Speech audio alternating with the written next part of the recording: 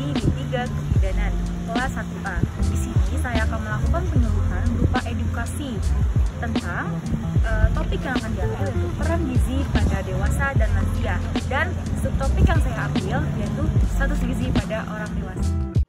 Nah, sebelum kita masuk ke pembahasannya, kita harus tahu dulu nih latar belakang status gizi pada orang dewasa. Nah, status gizi pada orang dewasa ini dipengaruhi oleh beberapa faktor, yaitu salah satunya kebiasaan dalam mengonsumsi makanan sehari-hari. Nah, dalam mengonsumsi makanan sehari-hari juga itu dapat dipengaruhi oleh faktor lingkungan.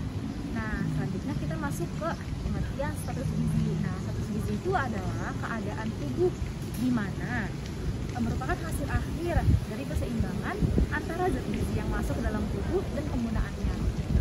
Ya, kita masuk ke faktor-faktor yang mempengaruhi status gizi pada orang dewasa. Yang pertama yaitu ada faktor usia. Semakin bertambahnya usia, berarti semakin meningkat pula kebutuhan zat gizi atau tenaga yang dibutuhkan, karena bertujuan untuk membantu dalam melakukan aktivitas fisik. Tetapi kebutuhan tenaga ini akan menurun pada usia 40 ke atas. Mengapa demikian? Karena berkurangnya kemampuan metabolisme tubuh, jadi tidak membutuhkan lagi zat tenaga yang berlebihan itu tidak dapat digunakan lagi. Nah, jika hal itu terjadi, maka akan terjadinya penumpukan lemak dan akan mengakibatkan terjadinya obesitas, yaitu jenis kelamin. Nah, jenis kelamin ini sangat menentukan besar kecilnya asupan nutrisi yang dikonsumsi, karena pada umumnya perempuan itu lebih mengutamakan keterampilan dibandingkan tenaga. Maka dari itu kebutuhan gizi perempuan lebih sedikit dibandingkan laki-laki. Nah, menurut penelitian juga kelebihan berat badan pada perempuan itu lebih besar terjadi, karena pada masa pubertas itu perempuan akan cenderung memiliki proporsi lemak yang lebih dibandingkan oleh laki-laki. Nah, selanjutnya faktor ketiga itu ada faktor pendapatan. Mengapa demikian? Karena pendapatan sangat mempengaruhi daya beli makanan. Nah, semakin baik pendapatan berarti semakin baik pula makanan yang dikonsumsi, baik secara kualitas maupun kuantitas. Nah, sebaliknya jika pendapatan itu kurang atau tidak cukup, berarti makanan dikonsumsi itu juga kurang baik secara kualitas maupun kuantitasnya. Nah, tetapi banyak nih orang-orang yang mungkin pendapatannya cukup atau lebih, tetapi tidak mempergunakan pendapatan tersebut untuk membeli makanan-makanan yang mengandung zat gizinya itu lebih, karena mereka itu dipengaruhi beberapa faktor. Yang pertama yaitu kayak kurangnya pengetahuan tentang pentingnya zat gizi makan buat tubuh dan bahan-bahan makanannya, dan yang kedua masih melakukan pantangan-pantangan makanan secara tradisional. Nah, dan yang ketiga yaitu mereka lebih mementingkan makanan yang murah itu tidak sehat, padahal banyak sekali seperti tahu dan tempe makanan murah tetapi sehat. Nah, selanjutnya faktor keempat itu ada pendidikan. Nah, kenapa? Pendidikan sangat berpengaruh pada pengetahuan. Nah, pengetahuan akan berpengaruh terhadap pemilihan bahan makanan dan pemenuhan kebutuhan gizi. Semakin tinggi pendidikan seseorang berarti akan semakin baik juga status gizinya. Nah, ini dikarenakan seseorang yang mengenyam pendidikan biasanya lebih memilih dalam menerima informasi-informasi mengenai gizi. Nah, selanjutnya ini ada perilaku makanan.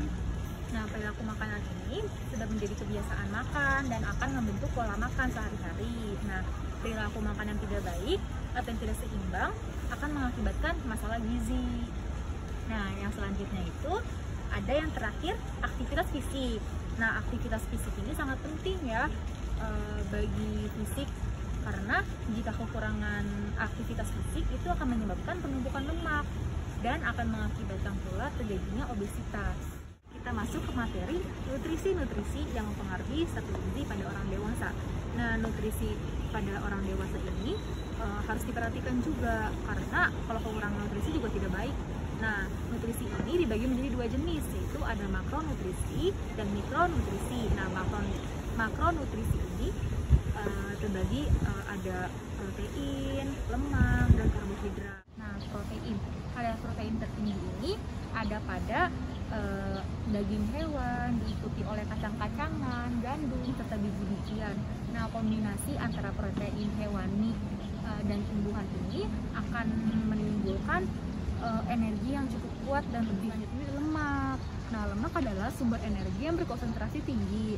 Walaupun pengambilan lemak itu sangat penting, tetapi juga harus dikontrol dan diperhatikan, karena jika tidak diperhatikan akan menyebabkan terjadinya efek samping yang buruk atau yang tidak diinginkan. Selanjutnya ada karbohidrat. Nah, 45-50% dari total kalori juga harus didapati dari karbohidrat.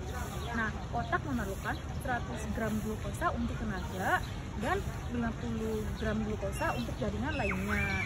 Jadi karbohidrat merupakan nutrisi yang paling penting ya untuk status hipokalorik atau kekurangan kalori. Nah, selanjutnya ada mikronutrisi. Yang pertama itu ada air. Air diperlukan untuk melakukan aktivitas fisik, berkeringat, dan melarutkan nutrisi diet. Nah, air yang dikeluarkan melalui feses membutuhkan sekitar 50-100 ml per desiliter. Dan selanjutnya untuk evaporasi memerlukan 500-1000 ml per desiliter. Dan selanjutnya untuk urin memerlukan lebih dari 1000 ml per desiliter. Nah, jadi air itu sangat penting ya. Dan hati-hati juga, keringat yang berlebih dan muntah juga akan mengakibatkan kehilangan air secara lebih. Nah, selanjutnya ada vitamin A. Vitamin A ini biasa didapati dari buah-buahan, sayuran hijau, minyak sawit, terus juga dari ikan dan juga dari hati ayam. Nah, jika kebutuhan tersebut tidak terpenuhi, maka akan terjadinya defisiensi vitamin A atau kekurangan vitamin A. Nah, kekurangan vitamin A ini bisa karena malabsorpsi lemak, infeksi, melasses, pengambilan alkohol, dan malnutrisi protein. Nah, selanjutnya ada vitamin C ya. Vitamin C ini memainkan peranan penting untuk antioksidan. Nah, kekurangan asupan vitamin C ini akan menyebabkan skrafi, pendarahan gusi, sakit sendi, luka lambat sembuh. Nah, habis itu juga ada defisiensi vitamin C disebabkan oleh sikap merokok, terus juga alkohol. Nah, caranya yaitu kita harus memenuhi sumber vitamin C. Nah, sumbernya itu ada didapati dari mana aja sih? Dari buah citrus atau buah, pokoknya intinya buah-buahan atau sejenis sayuran apapun yang berwarna kuning atau oranye seperti jeruk, lemon, dan juga sayuran berupa sayuran hijau dan juga tomat dan kentang. Ada vitamin B1. Nah, atau yang bisa dikenal itu atau tiamin. Nah, sumber dari tiamin atau vitamin B1 ini dapat diperoleh dari ragi, daging, gandum, dan kacang-kacangan.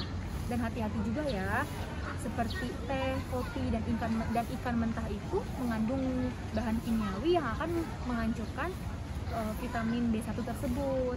Nah, ini ada defisiensi vitamin B1 yang disebabkan oleh alkohol dan penyakit kronik. Nah, padahal vitamin B1 ini mempunyai fungsi, yaitu sebagai koenzim yang penting dalam metabolisme energi dan karbohidrat. Nah, selanjutnya ini ada zat besi. Fungsi dari zat besi ini sebagai produksi hemoglobin. Maka dari itu, zat besi ini merupakan komponen penting sebagai transport oksigen dalam tubuh. Nah, selanjutnya juga ada sumber energi yang didapat dari zat besi itu dari mana sih? Pertama dari buah-buahan. Terutama buah-buahannya itu dijadikan sebagai jus. Dan kemudian juga ada sayur-sayuran, daging, dan juga ikan. Nah, selanjutnya kalau kekurangan zat besi juga berbahaya, akan menyebabkan terjadinya anemia. Dan kalau kelebihan zat besi juga berbahaya, akan menyebabkan hemosiderosis. Selanjutnya ini terakhir ada kalsium. Jadi kalsium berfokus untuk pembentukan tulang. Jadi kita harus mengonsumsi kalsium dengan seimbang juga, karena jika kekurangan kalsium akan membahayakan, yaitu seperti gangguan mental, osteoporosis, dan juga tulang lembut, dan juga bisa tetanus. Selanjutnya kita masuk ke hubungan perilaku konsumsi makanan dengan status gizi orang dewasa. Nah, perilaku konsumsi makanan pada orang dewasa sangat perlu diperhatikan, karena makanan yang dikonsumsi akan mempengaruhi status gizi tersebut. Nah, kekurangan maupun kelebihan nutrisi tersebut akan mempengaruhi metabolisme dalam tubuh. Nah, jika asupan yang dikonsumsi kurang, maka akan menyebabkan tubuh lemas, mudah pusing, mudah sakit, dan kekebalan tubuh menurun, dan juga akan mengalami gizi kurang. Dan sebaliknya, jika asupan nutrisi yang dikonsumsi berlebih akan menyebabkan penumpukan energi dan akan mengalami gizi lebih. Selanjutnya, kita masuk ke penilaian status gizi pada orang dewasa. Penilaian status gizi pada orang dewasa ini pada umumnya itu proses pemeriksaan keadaan gizi seseorang dengan cara mengumpulkan data objektif maupun subjektif. Nah, itu penilaian status gizi itu dibagi menjadi dua, yaitu secara langsung maupun tidak langsung.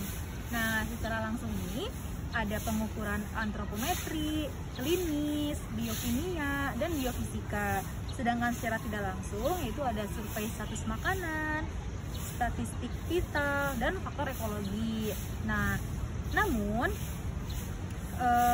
penilaian status gizi seseorang itu pada prinsipnya berdasarkan pengukuran fisik atau antropometri. Jadi yang biasa digunakan itu pengukuran antropometri, yaitu dengan menghitung indeks massa tubuh atau IMT. Nah, bagaimana sih cara mengukur IMT itu? Jadi IMT atau indeks massa tubuh itu sama dengan berat badan berupa kilogram dibagi tinggi badan dikali tinggi badan. Jadi berat badan dibagi tinggi badan kuadrat. Sekian penyuluhan dari saya, semoga bermanfaat dan dapat mengedukasi kalian semua para orang dewasa. Kurang lebihnya mohon maaf jika ada kekurangan kata atau kesalahan kata, mohon dimaafkan. Wassalamualaikum warahmatullahi wabarakatuh.